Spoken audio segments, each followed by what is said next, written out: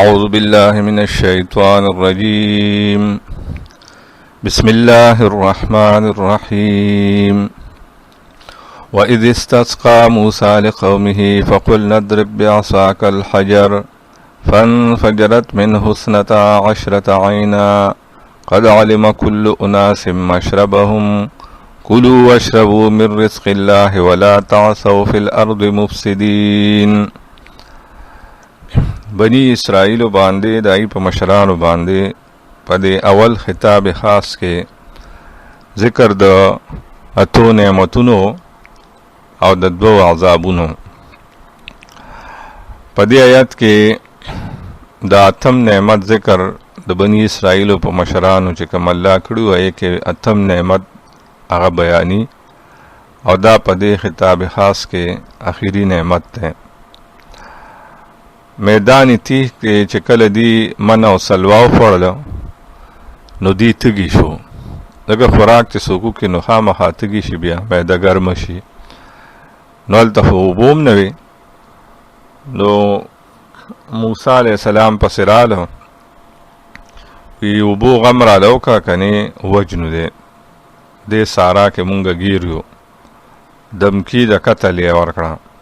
موسی علیہ السلام دا اللہ پاک نه سوال وکړو د اوبو دپاره نو الله پاک ورته طریقه وښوله هغه په دې آیات کې بیاني.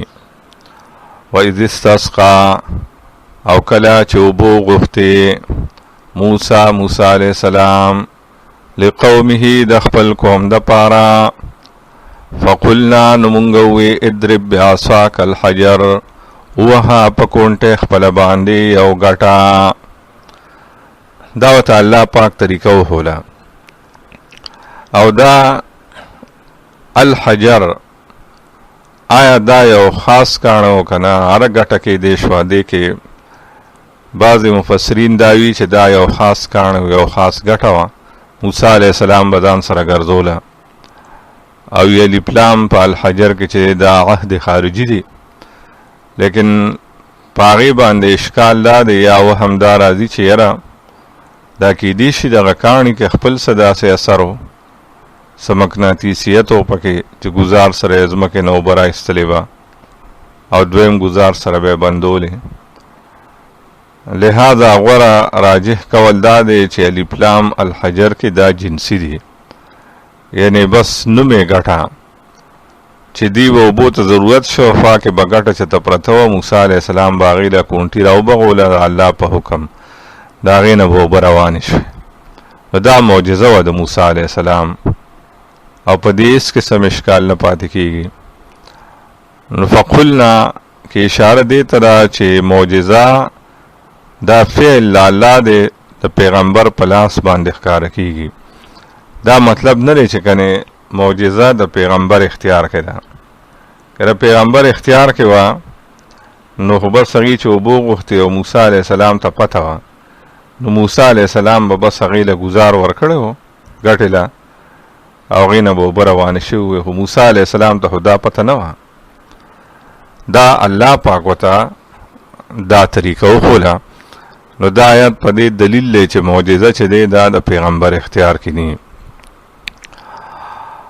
نو چې کله هغه مونږ ورته ووایو چې اضرب بعصاک الحجر ووهه په کونټۍ خپله باندې یو ګټه نو فضربا نو موسی علیه السلام ګزار وکړه په ګټه باندې نو څه چلو شو فانفجرت پس روانې شوې منهو د دغه ګټې نه 12 عینا 12 چینې. دغه دا 12 قبیلې وې او الله پاک هرې قبیلې له یو چینه روانه کړه او دې کې د کرکې دا مرض ومو یو بل نه به کرکه کوله. نو دا پکې هم یو وجه وه بل د دې لپاره چې الله وی د دې جګړه په اوبو جوړه نه شي. نو د هر یو قبیلې خپله خپله چینه وه د هغې نه به هغې اوبو استعمالولې. قد علما په تحقیق پیژندلی و کل اناس هر یو ډلې مشربهم ځای د اوبو څښلو د دي ځای د اوبو د دي دام الله پاک دې ته وښوده چې دا ځایونه دي ستاسو.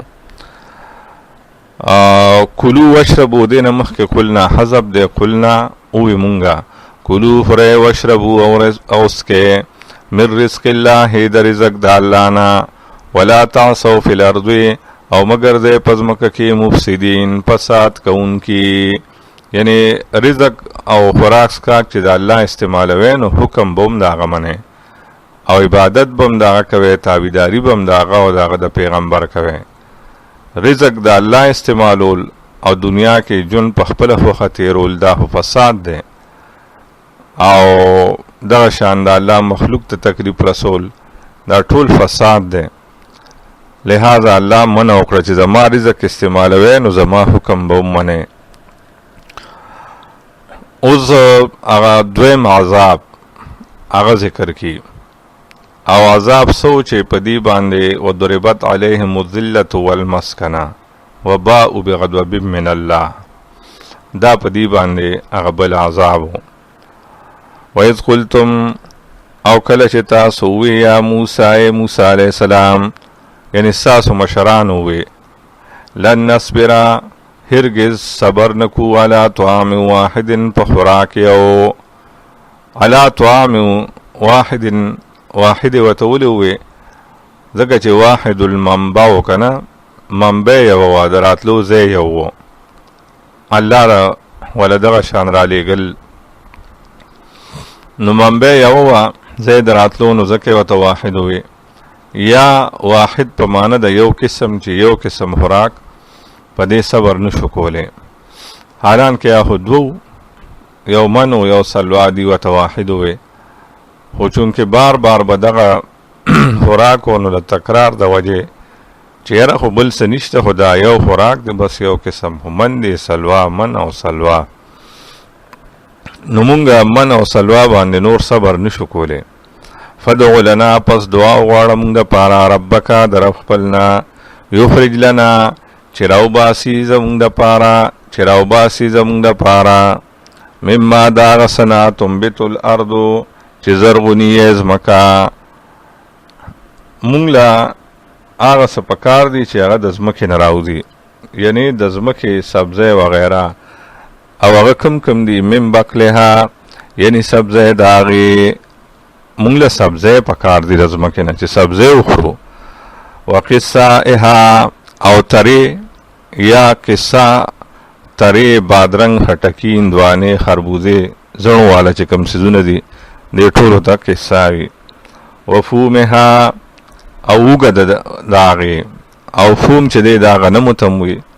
وعدسها او دالونه د دې هر قسم دالونه پکې راځي. وبسولها او پیاز د هغې، مونږ له دا څیزونه پکار دي چې د خولې خوند هم ښه شي. اصل کې دا غلام کوم و که نه دوی له فرعون څه ورکول، خو دغه مرچکې پیاز ټماټر سره به یې سړه ډوډۍ خوړه، نو دوی چېرته د دې عادت و که نه وي، خر د خید په خوراک څه پوهېږي که نه، هغه ته یې څه قیمت معلوم وي. نو چې الله وله قیمتي خوراک ورکو بې کړه وه، نو اوس یې دا خبرې شروع کړې. قال وی موسی علیہ السلام تستبدلون الذی، آیا تاسو غواړئ هغه څیز هو ادنا چې هغه لاندې دی په درجه کې، بالذي په بدله د هغه څیز کې هو خیر چې هغه اوچت دی غوره دی په درجه کې. یعنی چېرته من سلوا چې بې کړه وه د الله له طرفه راته میلاویږي بې سیاره، او چېرته دا څیزونه چې دې لپاره به کړه هم کول غواړي. یا موسی علیہ السلام ورته وی چې تاسو خوراک څښاک کې خپل ژوند مصروف که، دا خورو دا نه خورو، دا هم خوښ دی دا نه، دا تاسو دې له الله پیدا کړي یې. تاسو خو الله راایستی د مصر نه د جهاد دپاره چې فرعون زورور و الله غرق که، هغه باندې اړو تاسو څه ګزار مزار ونه که. دغه شان الله هلاک که سره د فوج. او امالکه چې کوم دي نو هغې نه خو به خپل ملک ازادوی که نه، دا دي تربورانو چې دی مصر ته راغلي یوسف علیه السلام مخکې نو دغه ملک هغې قبضه کړو، نو د هغې نه به ملک ازادوی. نو تاسو جهاد او قتال مسله پرېښوده، په خوراک څښاک کې اخته شوی، دا خورو دا نه خورو.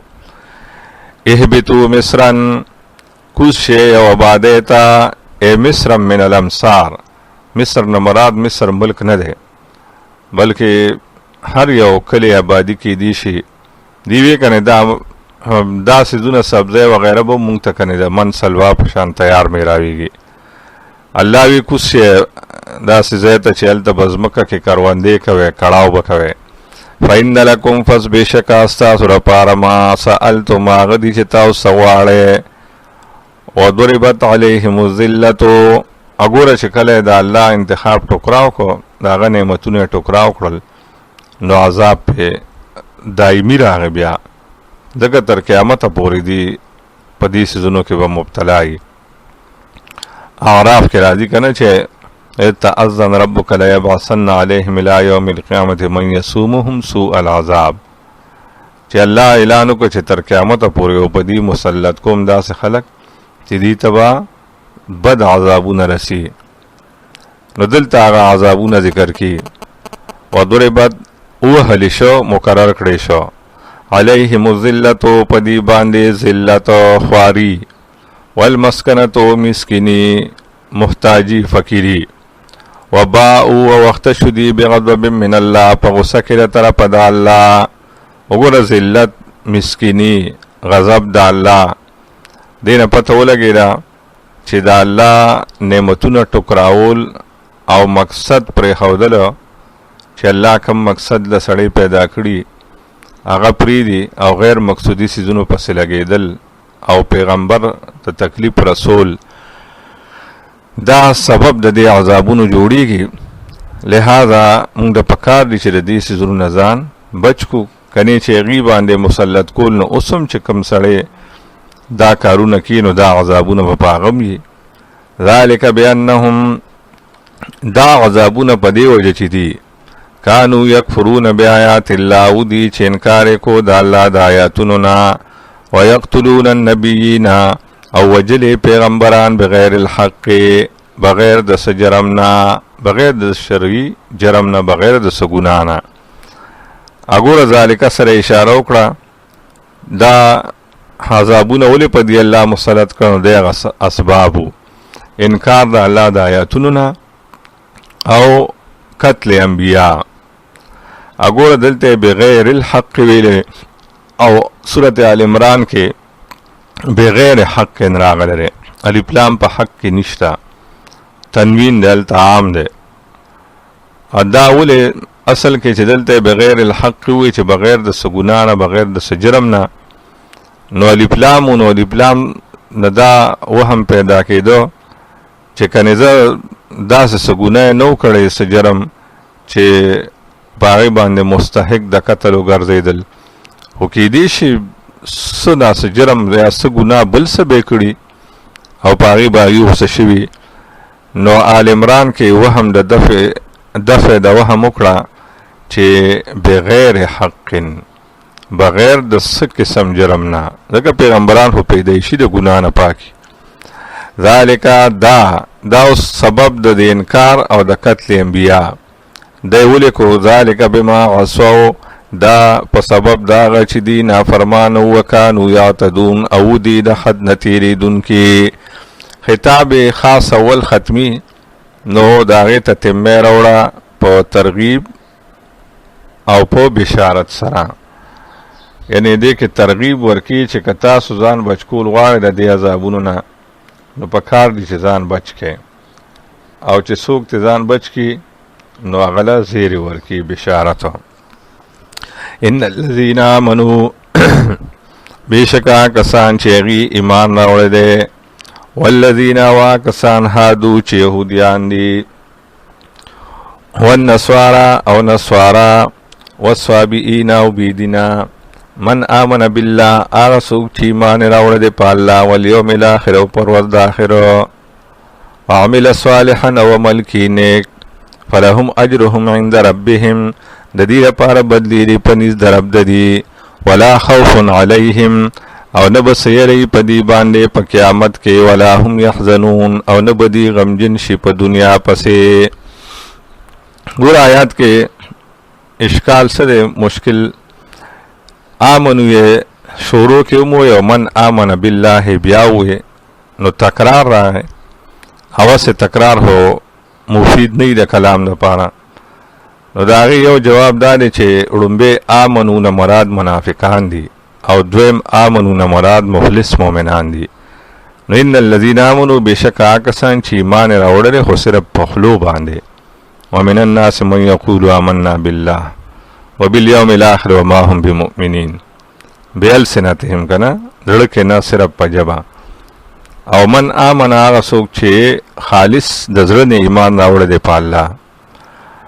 او دویم دا دی چې آمنو نه لومبینه مراد هغه کسان چې ایمان راوړل بالکتب السابقه و بالانبیاء السابقه کنه چې په مخکنی پیغمبرانو او آسمانی کتابونو ایمان راوړل دی.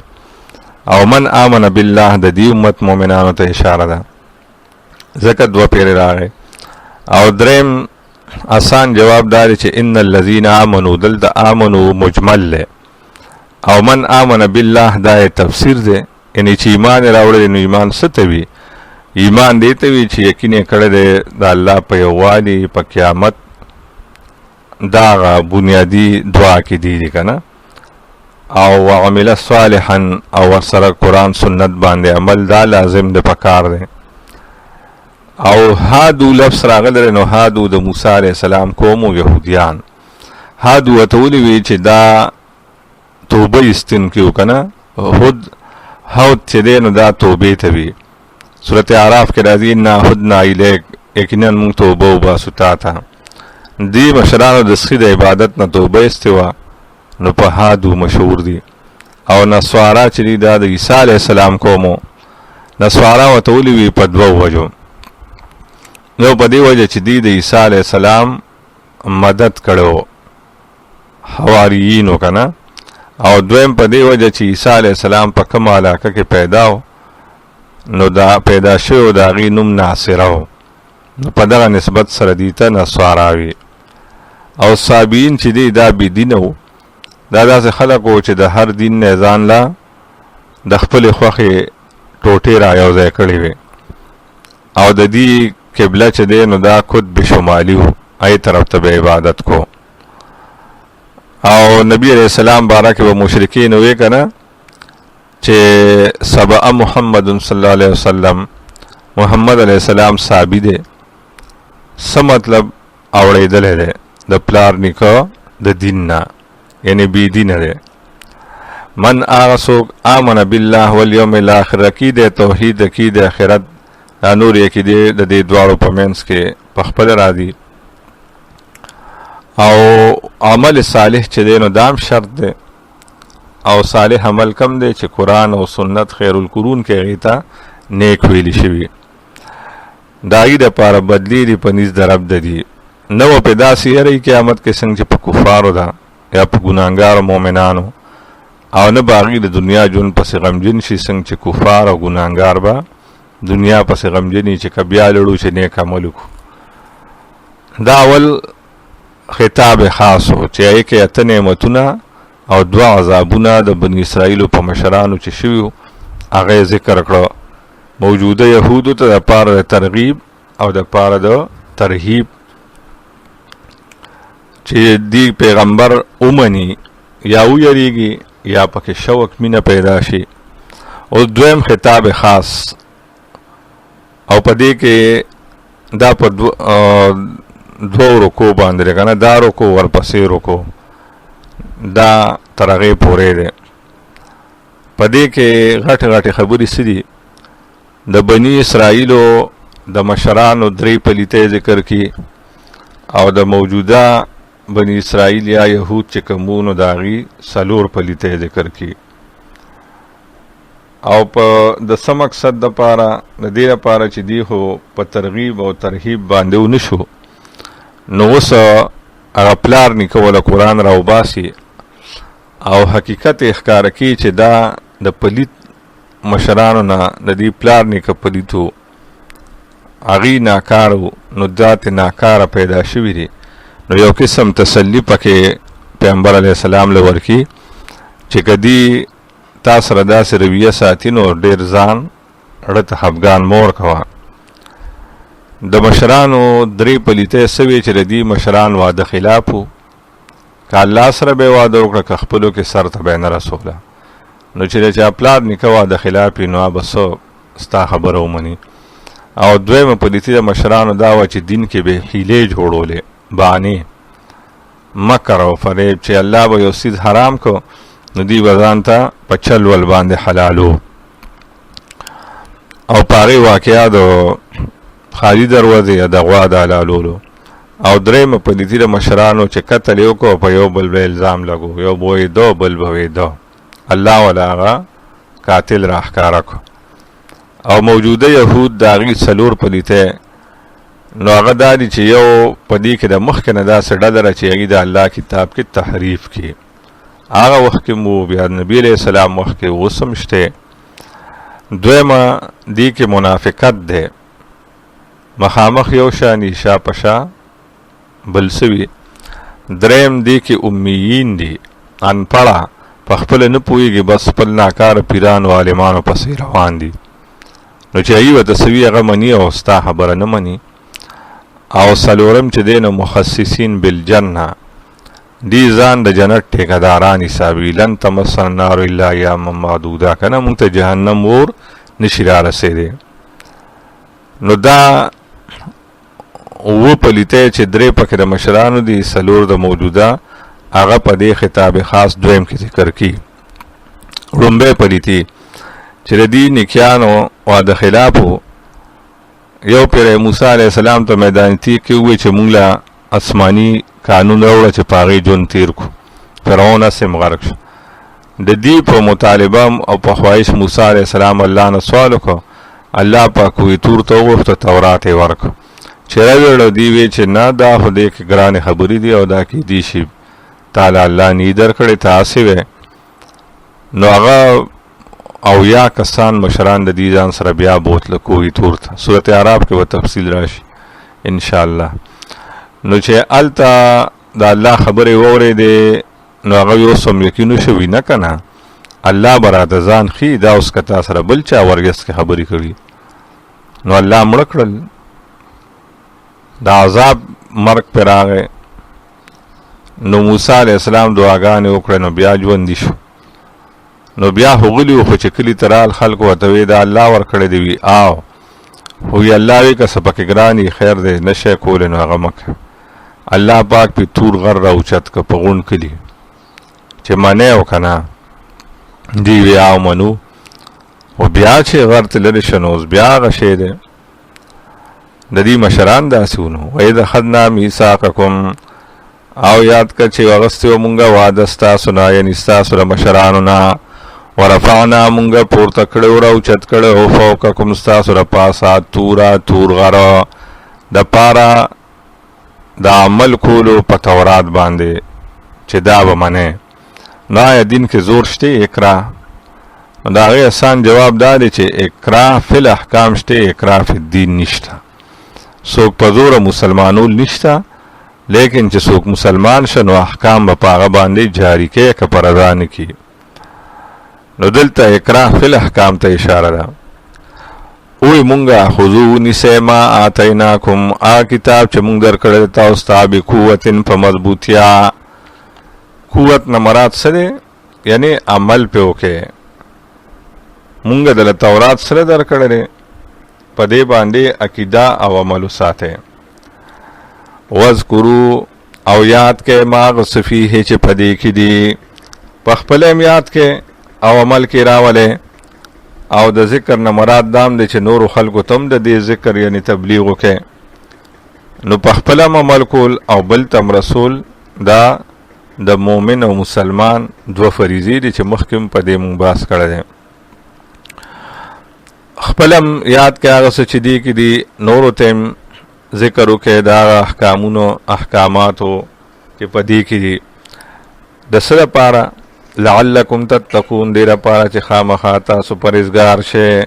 آیت دلیل دی په دې خبره چې پرهیزګاري حاصلېږي د الله په کتاب باندې په عمل کولو سره. ثم تولیتم، بیا تاسو مخ واړو، یعنې ستاسو مشرانو، من بعد ذلک، رسل دې وعدې نه. او دې ته ځکه یادي چې دې د مشرانو په دې حرکت باندې خوشحال او خفه نه وو. فلولا فضل الله علیکم، پس کچرنو فضل الله پتاسو و رحمته و رحمت داغو چې پیغمبر او اخیر کتاب رته بیا هم راولېږه. لکنتم من الخاسرین نو خامخاوی تاسو را تاوانیانو نا تاسو خو پوخا هلاک وی. اوس هغه دویم پلیتی داغي د مشرانو چې په دین کې به حیلې جوړولې. الله پاک ور د خالی د جمعې ورځ ورکړه تبرک د پاره څنګه چې مونږ ته میلاو ده. دې اعتراض وکړه چې نه جمعه نه مونږ له د خالی ورځ پکار ده. نو د الله انتخاب بیا ټوکراو شو. نو بس الله پاک ور د خالی ورځ مقرر کړه، هو پکې شرطونه ولګول، سختی پر راوستا. دا یو کلی و د دریاب په غاړو د هغې خلکو د جمعې ورځ خوښه نه کړه، خالي ورځ یې واغسته. مشهوره دا ده چې داود علیه السلام زمانه وه، دغه وخت کیدی شي یا بل پیغمبر و. نو الله وی زره خالي ورځ شوه، خو د دې خلکو تجارت هم میانو، خوراک څښاک هم زیات تر میانو. نو الله په امتحان راوسته، ابتلا او فتنه ازمیخ چې د خالی په ورځ به میان نه نیوي. او صورت اعراف کې راځي چې د خالی ورځ به نو میان به ښکاره باره د اوبو له پاسه ګرځېدل. او یوم لا یثبتون لا تأتیهم چې خالی ورځ به نه وه نو بیا به میان نو غونډه هفته به دی بیا چې ړه ستړی شي نو یو څو به یې راونیول. او خالی په ورځ چې دی نو ښه کافي میان به و. نو دا غړومبی حیله بانا هغه ذکر کی اړومبی حیله او چلول چې د دې مشران چې دي نو هغوی په دین کې چلول کو. نو الله پاک د هغې نه شادوګان جوړ کړي. ولقد علمتم الذین او خامخا په تحقیق تاسو پیژندلي وا کسان اعتدوا چې زیاتې یې کړو منکم ستاسو نه فی السبت د خالی پر ورځ کې چې الله پاک ورته میان به نه نیوی او دی بیا په چلول په بانو باندې رانیولي وو. او هغه بانې دي څنګه کولې؟ یو کس راغی سمودی خو نه نیوله، خو چې بیا لږ وخت تېر شه نو یو بانه دا شوه چې یو کس مخ لاس وینځله، لاس ته یې مۍ راغی راویویشته، ځان سره یې جیب کې راوړه. او هغه چې د خالي په ورځ پوخ که نو بیا ګاونډیانو بوی واورېده نو محسوس که نو هغوی ویې چې بایي دا څنګه چل دی؟ نو ده خو خیر بانې مانې وکړې، خو چې یو څو خالي دا چلو شه نو بیا یې هغوی ته الوې. دا په خپله زماله پې ته راځي. چا به د جمعې په ورځ کونډې ولګولې، چا به جالونه ولګول. خالي په ورځ به پکې میان ګیر شو، اتوار په ورځ به یې راویستلوي. دا مونږ د خالي په ورځ نه دي نیولې. چا لختي جوړ کړه چې خوا کې زوینه و کورونه و، نو د جمعې پر ورځ به یې ورته لختي کلا وکړه، خالي په ورځ به اوبو سره میان هم راتله. د اتوار په ورځ به یې بیا خپلو لختو نه راویستل، اډوغلونه چې به یې کنستي وو. دا چل یې جوړ کړو. ځکه نبی علیہ السلام خپل امت ته ویلي لا ترتکبو مرتکبت الیهود، هغه هیلې مه کوئ کوم چې یهودو کولې. فتستحل محارم الله بأن الحیل، د الله حرام څیزونه به یې په معمولي هیلو باندې ځان ته حلالولو. نو الله وی تاسو هغه پیژندل. فقلنا لهم مونږ ویلو هغوی ته کونو شی قردة خاسئین، شادوګان ذلیله یا بدشکله. اصل کې دا درې ډلې شوې. یو د ګناه کوونکي، دویم مبلغین و منع کوونکي، او دریم خاموش پاتې کېدونکي. خپل ګناه نه کو، خو دوی به هم نه منع کول. صورت اعراف کې به انشاءالله تفصیل راشي. الله چې عذاب راوسته نو دا چې چا کوم خلکو دا کار کو نو هغه خو شادوګان شو، چې چا نه کو هغه بچ شو. او چې خاموش پاتې شو هغوی سره څه چلو شو. نو صورت اعراف آیاتونو کې خو د دې دواړو ذکر دی. ابن کثیر هلته لیکلی دی چې یاره هغوی د دا سزا ډېره وه چې خاموش و، خو قرآن ته هم خاموش پاتې شو. خو د مفسرینو یو ډله وی چې نه، ساکتینو نه هم الله عذاب ورکړو، ځکه چې ګناه کول او په هغې چپ پاتې کېدل دا برابري په سزا کې. دلیل پې د مشکات هغه حدیث هم دی چې یو کلي پسې الله جبریل علیہ السلام راولېږه عذاب د پاره. چې راغی ویې کته وي یاره الله دې کې خو یو ډېر لوی عابد دی. الله وی هغه باندې اول راوله، دی صرف عبادت ته پروت دی. بار زما پولې ماتیږي د ده په تندي کې چون رانغی. او عابد خو ګناهګار نه و، خو لکه چپ و. دا شان بل دلیل چې بنی اسرائیلو کې دوه لکانو هغې ژوندی چرګه نیولې وه، بڼې یې تیستې، هغې چغېستې، یو بوډا په تماشا منع کولې نه، نو چې هغې غرق کېدل ځمکه کې، نو دی هم ورسره غرق شوی.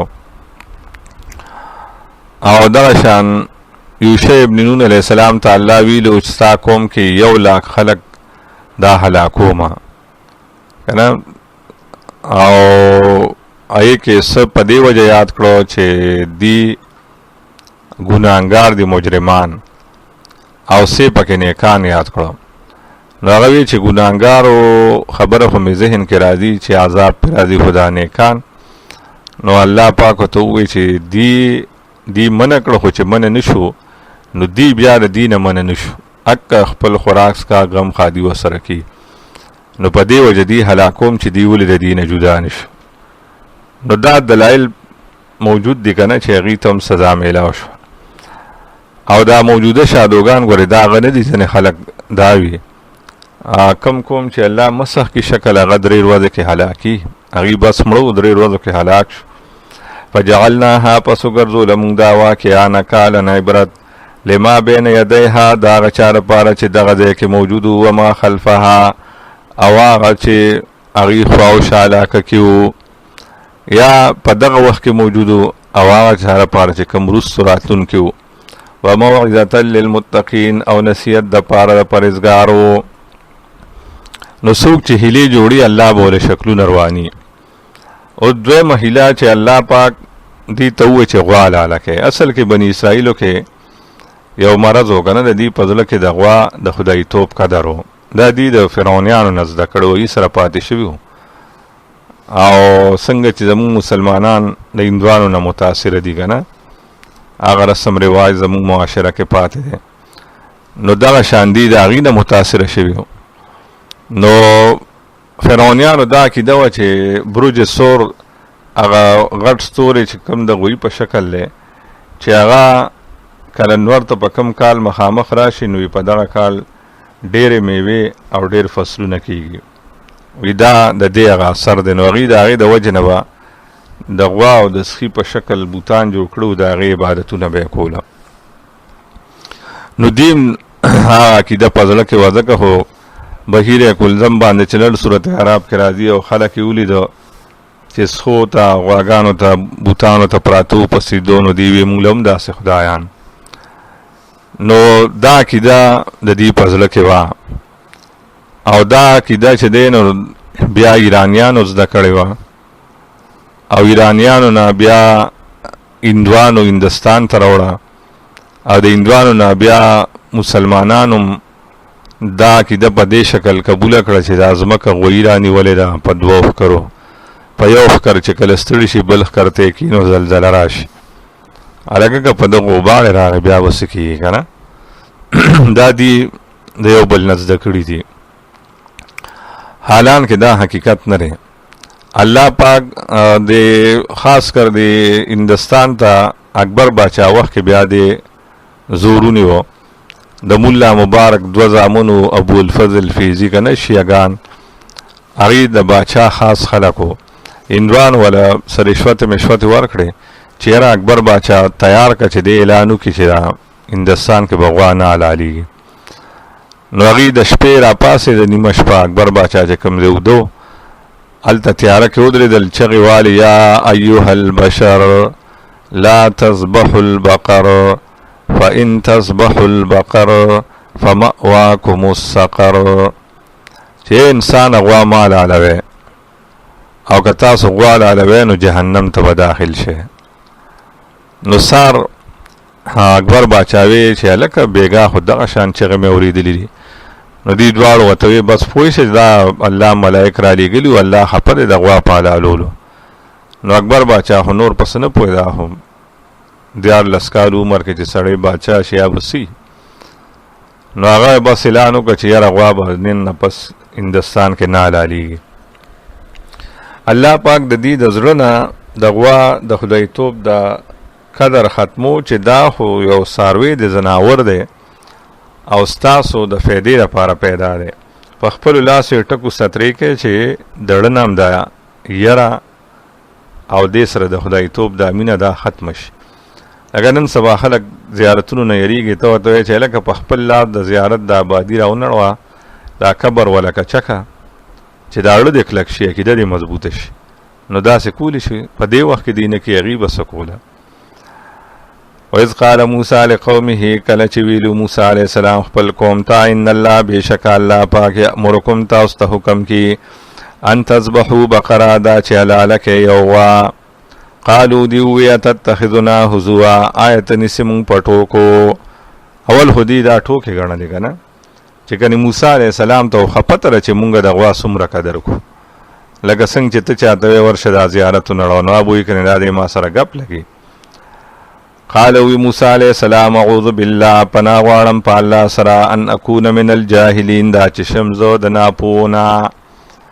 دین کې ټوکې کول، د دین نه ټوکې جوړول، دا خو د جاهل کار دی.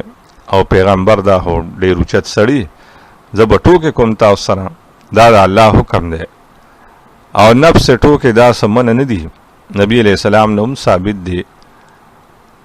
تاسو واقعات اورېدلي دي چې یو بوډۍ راله نبی علیہ السلام ته ویې زه به جنت ته ځم.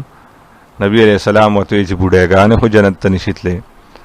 هغه په ژړا روانه شوه. نبی علیہ السلام ورپسې خبر ورکوي، راشه زما مطلب دا و چې بوډۍ خو به نه دی، ځوانه به یې. دا شان یو سړی راغی نبی علیہ السلام ته ویې یاره جي زما اوښ په کار دی کرام که. نبی علیہ السلام ورته یاره اوښ خو به راسره نه وي، د اوښ بچې به درله درکړه. روان شوي نه زما اوښ په کار دی. نبی علیہ السلام اواز ورکړ، وی ولې دا اوښ چې دی نو دی د اوښ بچې نه وي څه، خو دغه یادوم که نه.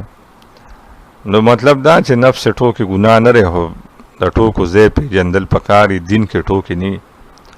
دی پوه شو چې یاره دا خو دی په رښتیا وي. بانې شروع شو، ړومبی بانه. قالو ادع لنا، وی دی دعا غواړه مونږ دپاره ربک د رب خپلنا، یبین لنا، چې واضح کړي د مونږ دپاره، بیان کړي مونږ ته ماهي چې څه دی عمر د دې غوا. اوس که دې هر یو غوا لاله کړې وه، بس هغه الله ته قبوله وه. خو بانه یاره کمه غوا، بوډۍ پخه که نه کچا درمیانه. نو موسی علیہ السلام الله نه سوال وکړو چې څنګه. قال ویل موسی علیہ السلام انه شاندار یقول، وایي الله پاک، انها بقرتون، بشک دا یو غوا دا، لا فاردون چې نه بوډۍ ده، ولا بکر او نه بچی ده، عوانم بین ذالک، درمیانه ده په میند دغه کې. ففعلوا ما تؤمرون، پس وکړئ هغه چې تاسو ته حکم کولی شي. بس بیا نور تپوسونه مه کوئ، خو درمیانه عمر والا غوا هر څنګه چې ونیوئ هغه حلاله کړئ. دی لړل وتل، بیا بلا کلونه پس رال بله بانه. قالو وی دی ادع لنا، دعا غواړه مونږ دپاره ربک د رب خپلنا، یبین لنا، چې بیان کې مونږ ته اعمال او نوها چې څه د رنګ د دې غوا. درمیانه عمر خو بلا غواګانې وي، خو رنګونه بدلو چې د الله کم رنګ خوښ دی. قالو وی موسی علیہ السلام انه شاندار یقول، وایي الله پاک، انها بقرة صفراء، بېشکه دا یو غوا د زیړه، فاقع لونها، خالص زیړ د رنګ د دې، تکه زیړه، تسر الناظرین، خوشحالي کتونکو لره. بیا لړل وتل، سکلونه پس بیا رال بله بانه. قالو وی دی ادع لنا، دعا غواړه مونږ دپاره ربک د رب خپلنا، یبین لنا، چې بیان کې مونږ ته، واضح کې مونږ ته ماهیه، چې څنګه د غوا د کار کسب په لحاظ. درمیانه عمر کې زیړې غواګانې خو ډېرې وې، خو څه جوتي وې څه جوتي نه وې. اوس چې الله کومه غواړي، ان البقره تشابه علینا، بېشکه دا غوا ګډه وډه شوې ده په مونږ باندې، یا ګرانه شوې ده په مونږه. و انا، یقینا مونږه، ان شاء الله که الله وغواړي، لمهتدون، خامخا لار به ومومو دې ته، یعنې دا به ومومو که د الله رضا وشو. او نبی علیہ السلام وی که ان شاء الله یې نه وویلې، نو تر قیامته پورې به ګرځېدلي وو، خو دا غوا به موندلې نه وه. دا د ان شاء الله برکت و. نو ان شاء الله خپلو خبرو کې عادت جوړول پکاري، د دې استعمال کې ډېرې فایدې. ځکه چې قسم اخرج سنا ورسره ان شاء الله ووایې، نو که مات دی که نو کفاره در باندې نشته. که طلاق دی وخوړه ورسره د ان شاء الله ووایې، او بیا دې هغه کار وکړو، نو ښځه نه طلاقېږي. دې دا بلا فایدې دي، نو ان شاء الله عادت جوړول پکاري. قال وی موسی علیہ السلام انه شاندار یقول، وایي الله پاک، انها بقرة، بېشکه دا یو غوا ده، لا ذلول، چې نه ده جوتي، تثیر الارض، چې ګنې اړي ځمکه، ولا تسقي الحرث، او نو بکی فصل مسلمتون رو غرمټ دا لا شیت فیها نشته ازداق په دې باندې د کار کسب دغه چې کوم ساروي کار کې نو غي باندې چې یا او بخور کې یا پټې پیړي زمیداران نو یې پاسه سامان یې خینو دا غیغه نه خپاري باندې جوړ شي. قالوا الان جئت بالحق وی دی استارات لو کړو په پورا بیان دا نه چې اوس د په حق راتلو درو سپنه حق غ بیان کو یعنی اوس بل باندې د دی پاتې نشوا. فذبحوها پس حلال کړه داغوا بس دی ته میلاو شوا او ولال کړه وما کادو یفعلون او نو نږدې دی چې کړو دا کار او درېمه پلیتی دا یعنی د زړه نه دا کار نو کړي وما کادو یفعلون کې اشاره ستره چې د زړه نه نو کړي بدړه د پاسه بل سبانه ونه نو حلال کړه خو ګوتې ولا نه ورتلې. او درېمه پلیتی دا غي د مشرانو وَإِذْ قَتَلْتُمْ نَفْسًا یاد که چې تاسو وجلو یو کس یعنی تاسو مشرانو فَادَّارَأْتُمْ فِيهَا پس تاسو جګړه کوله د هغه د قاتل باره کې چا وجلو ولې وجلو. ابن کثیر ګڼ روایات په دې کې نقل کړي دي. آخري فیصله دا ورولې چې یاره دا روایات ټول ماخوذ دي د اسرائیلی روایاتو نه او دا اسرائیلی روایات دي چې نه مونږ تکذیب کولی شو نه تصدیق نه ورته دروغ وایو نه ریشا بس په دې مونږه خاموشي اختیارو. خودی کس مړ کو او بیا د هغه د قاتل باره کې جګړه وه یو بوی پلان کی بل وی پلان کی او نږدې وه چې بني اسرائیلو کې یو لوی جنگ شروع شوی الله وی ما معجزانه تور د هغه قاتلو خو تاسو ته والله پاک مخرجون ښکارا کوونکې او ما دا سکنتم تکتمون چې تاسو پټوله.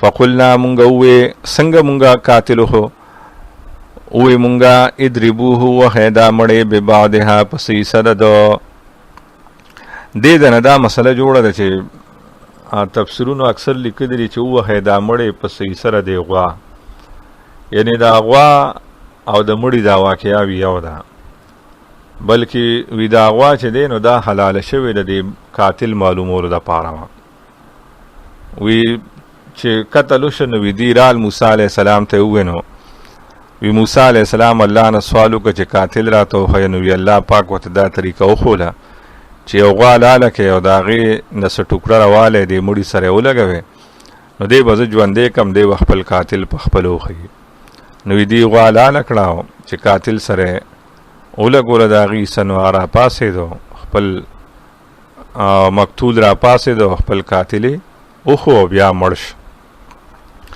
دا توجیه اکثر عام تفسیرونو کړي دا کنه او دا یو واقعا ده.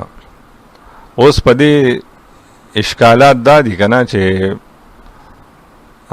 د قاتل لپاره دی معلوموله نو بیا دی چون او چرات څه ضرورت وکنه چې یاره رنگ کار کی نکی عمر دا خو پکارو چې زری بس یو غاله کړی و نو اداره دی وجه چې کم پکې قاتلانو نو یغي خدا نه غختل کنه نو دا باغی دا باندې کوله. دویم اشکال دا دی چې پکار دا و چې دا مخکې ذکر شوی د غواله له رستو ذکر شوی دغه چې قتل شو بیا غیر پاره غواله لوله نو دا غي جواب دغه خلق دا کی دلته تقدیم تاخير ده کنه تقدیم تاخیر باندې دلیل دلته سره زګه چې درې مشکال دا دی چې اس باندې عام طور باندې قران کې واقعیا بدلیږي. دا مخکې باب کې وګوره خطاب خاص اول کې موسی پیریزو ایزو وإذ نجیناکم وإذ فرقنا وإذ آتینا موسی الکتاب وإذ قال موسی لقومه دا ځان له مستقل واقعات دي نو په یز باندې واقعیا بدلیږي. نو وإذ قال موسی لقومه ان الله یأمرکم ان تذبحوا بقره دا ځان له واقعیا دا وإذ قتلتم نفسا دا ځان له واقعیا دا. نو بعضې د دې اشکالاتو په رڼا کې هغې بیا ځان بچکولو دپاره ووایي چې نه اصل کې دا چل شوی و چې غوا ځکه چې په هغې یو اعتراض یو اشکال هغې اشکالاتو کې دام دی که نه چې غوا خو دي ابن عباس صاحب په روایت کې دي چې 40 کاله لګېدلي و په دې نو ولې دا مړی 40 کاله پروت و چې دا دي د هغه لپاره حلالوله.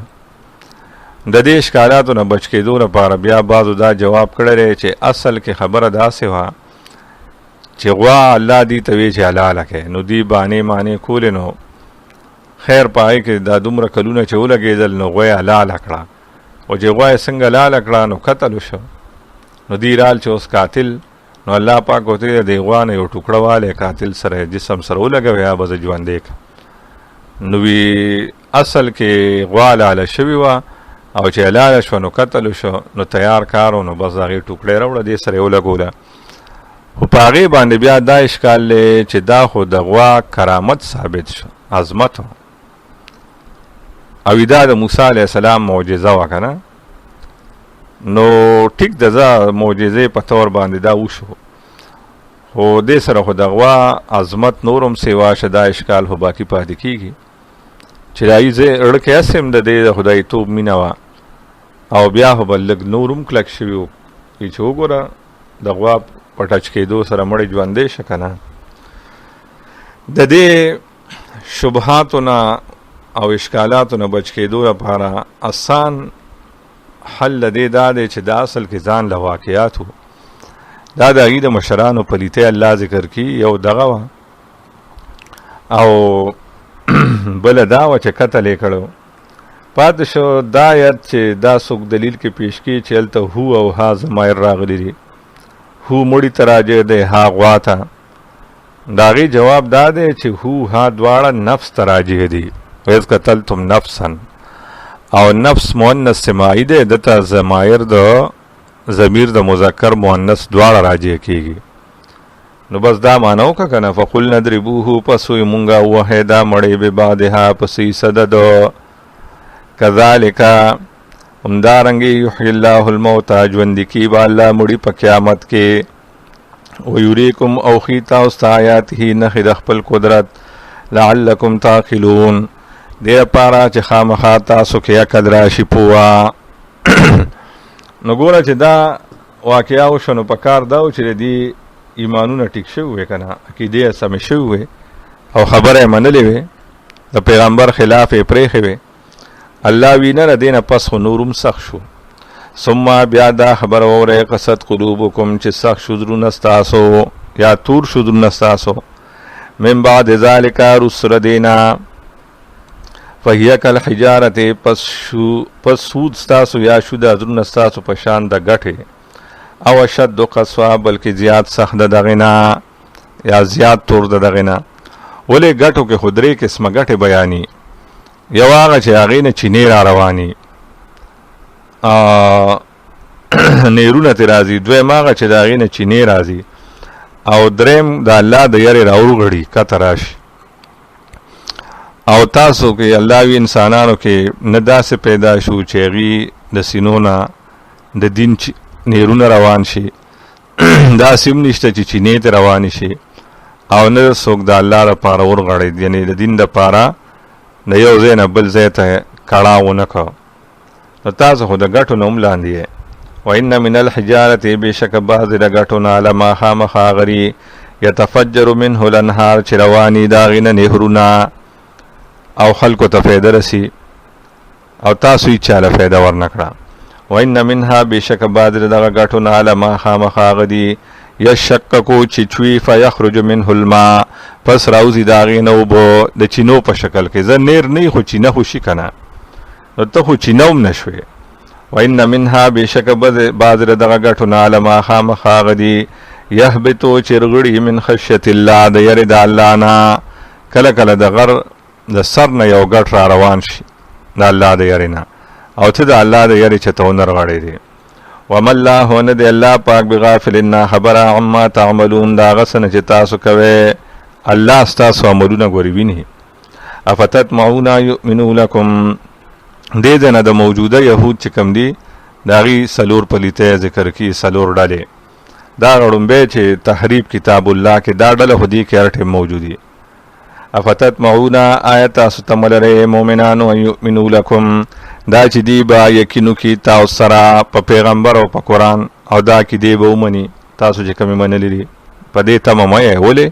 وقد کان فریق منهم، او یقینا یو ډله د دینا اوسمشته مخکې مو یسمعون کلام الله چې اورید الله کلام لکه کوی تور کې چې اوریدلو تورات اوریدلو اوس قرآن اوري ثم يحرفونه بیا بدلی د غلا من بعد ما عقلوه پس دا غنا چې پوښي په دغه وهم يعلمون او دی خپويږي سره د پوي دا ګناه کې کوی تور کې برای راست د الله خبر اورید چې کلی ترال نو هغه بدل کړي تورات د الله کلام او هغه بدل کو قرآن بسو منی دا هم د الله کلام دی او دا د دې ناکار علما او پیرانو او دوی مړه وَإِذَا لَقُوا الَّذِينَ آمَنُوا دي کې منافقان مشتا او کله چې دی ملاو شیا کسانو سره چې مؤمنان دي قالو دی وای آمنا مونږ ایمان راوړل دي مخکې تیر شو دا کنه وَإِذَا خلا کله چې لاړ شي یا یواز شي بعضهم بعض دي یعنی کشران الی بعض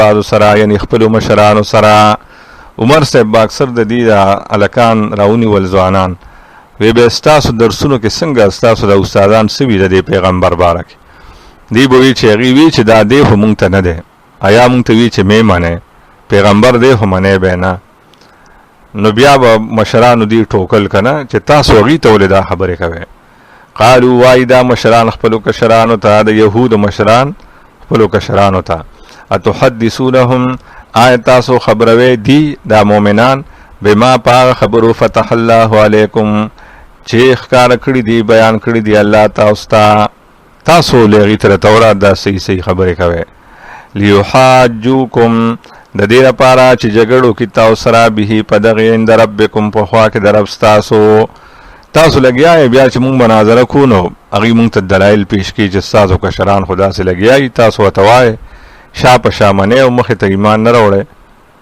افلا تعقلون آیا تاسو عقل نه لرئ یا قیامت کې چې دا خبرو کې نو مونږ د الله مخ کې ولې لا جواب کوي نو دی له الله زور نه ورکړه مشران او کشران ته افلا تعقلون آیا تاسو کې عقل نشته چې دا خبره کوي الله دی له زور نه ورکی اولا يعلمون آیا دین پویږي ان الله چې بشک الله پاک علم ما یسرون پویږي پاک چې دی پټي و ما یعلنون واغ چې دی اخکار کی او درې مړه امیین نه کنه ان پړه عوام هغه خو بس وی چې مونږ تخپل استادان سوي که خدي کبد دی مونږ به کو لکه اوسم ته برستړې کې هوغي یک قبرونه پخې سلوخته کی جمعې کی ولې زمونږ د استادان نه پویږي سو نو دا آیات وته وای کنه ومنهم بعض پدی کی امیین دی ان پړه دی لا يعلمون الكتاب چې نه پویږي په کتاب په خپل هو پسند ده الا مانیا مگر روان یا ارزوګانو پسې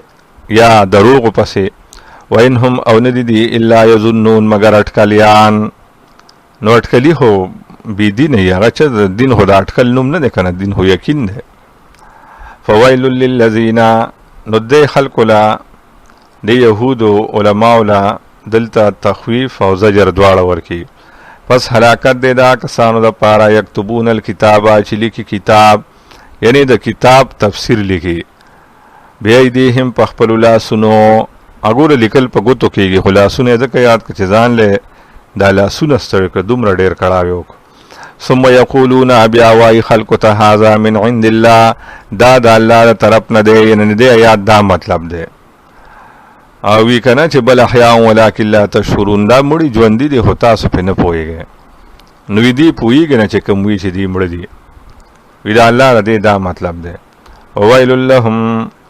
فویل لهم فصلاکت دی لا مما كتبت ایدیهم دا سن چې لیکل کړي دي لا سنو دي وویل لهم مما یکسبون او هلاکت دی لا دا د وجه دا سن چې دی کی او درې پیره ګوره ویلوې زکه چې زمانی درې دي و غلط فتوا ورکون کې مفتی صاحب هلاک شوی هلاکیږي او هلاک بشي دا کارونه مکوا سلوره مډلا چې ځان د جنت ټیکداران حسابي وقالو وایدی لن تمسن النار هرگز نشي مسکول مونږه اور الا ایام معدوده مگر یو سور ود الاشمار یاغه چې زمونږ مشرانو د سې سور عبادت کړو اصل وی خور دی یا د دې پاکیده د دې عقیده دار چې دنیا جون وزر کال ده او د هر زرو کالو په سر به مونږ ته یو ورځ جهنم کې سزا ای یعنی وروځي. قل تو آیات تخستم عند الله، آیت تاسو غسر د الله نه عهدا سوادا، ولې الله رتوی دي فلن يخلف الله عهده، پس هرگز خلاف نکي الله د خپل وعده، والله تاسو سره وعده نه کړی. ام تقولون پمانه ده بل تقولون، بلکې تاسو وایي علی الله په الله باندې ما لا تعلمون، هغه څه چې تاسو ته اړو پته نشته، بې علم خبرې کوي. دا کوم ځای الله ویلي چې یهود به دوزخ ته نه ځي که دي هر څه کوي. دا تتمه دوه آیاتونو کې د دې خطاب خاص دویم، د دې تتمه په تخویف او بشارت دواړو سره ده. بلا ولې نه، اور به تاسو ولې نه مسکي. من هغه څوک کسبه سیئتن چې وی که شرک، واحاتت به چاپیر شردنا خطویته شرک د سیئه خطویه دلته په معنی د شرک. دلیل په سره دا فاولائک دا کسان اصحاب النار ملګری د اور دي، هم فیها خالدون، دی به د اور کې همیشه او همیشه په اور کې کافر او مشرک کنه. ځکه مؤمن ګناهګار هو، کار څومره ګناهګار شي خو چې سزا وخوري بیا به جنت ته راځي، او دی به همیشه. لہذا د سیئه او خطویه نه مراد څه دی؟ شرک. والذین واکسان، دا بشارت، اواکسانا منو چې ایمان راوړی دی، وعملوا الصالحات او عمل کې نیک، اولئک دا کسان اصحاب الجنت ملګری د جنت دی، هم فیها خالدون، دی با پدې جنت کې همیشه. واخر دعوانا الحمد لله رب العالمین.